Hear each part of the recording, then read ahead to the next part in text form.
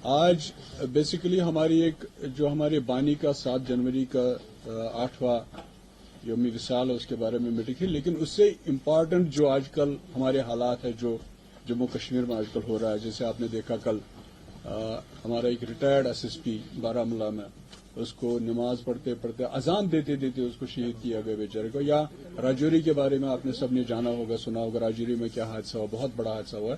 इन दोनों की जितनी मजम्मत भी की जाए बहुत कम है। इसी सिलसिले में आज हमारी प्रेसिडेंट जाना चाहती थी सुरनकोट, तो उसको हाउस अरेस्ट किया गया, उसको जाने नहीं दिया। मुझे नहीं लगता है ये कौन सी किताब है जिस किताब में ये लिखा है कि आप किसी की मूवमेंट को रेस्ट्रिक्ट करेंगे।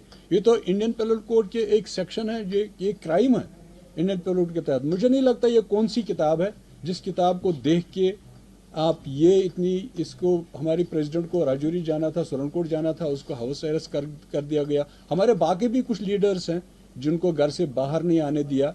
ये हालात है आजकल जम्मू कश्मीर में, हमारे जम्मू कश्मीर में जो हालात चल रहे हैं। उसी के सिलसिले में हमारी ये डिमांड थी कि एक तो जो वहाँ सिविलियन मर गए बेचारे, टॉर्चर से जो मर गए, उनके लिए 50-50 लाख रुपए का मुआवजा दिया जाए और हर घर में एक एक नौकरी दी जाए।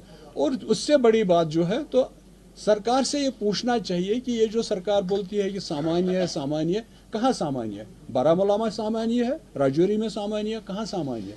जो आप दावा करते हैं 370 हटने के बाद 370 से जम्मू कश्मीर में जो भी मिलिटेंसी थी, चाहे हालात खराब थे, वो तो आप कहते थे कि ये तो 370 इसका जिम्मेवार है। अब तो 370 हटे हुए 4.5 साल हो गए, अब तो उससे ज्यादा होने लगा है जो पहले होता था। अगर 370 ही इसमें वो वजह थी, तो फिर 304 साल हो गए, तो अब तक तो फिर हालात कुछ और होने चाहिए थे। जो आज लगता है हालात हैं वो तो नहीं होने चाहिए थे।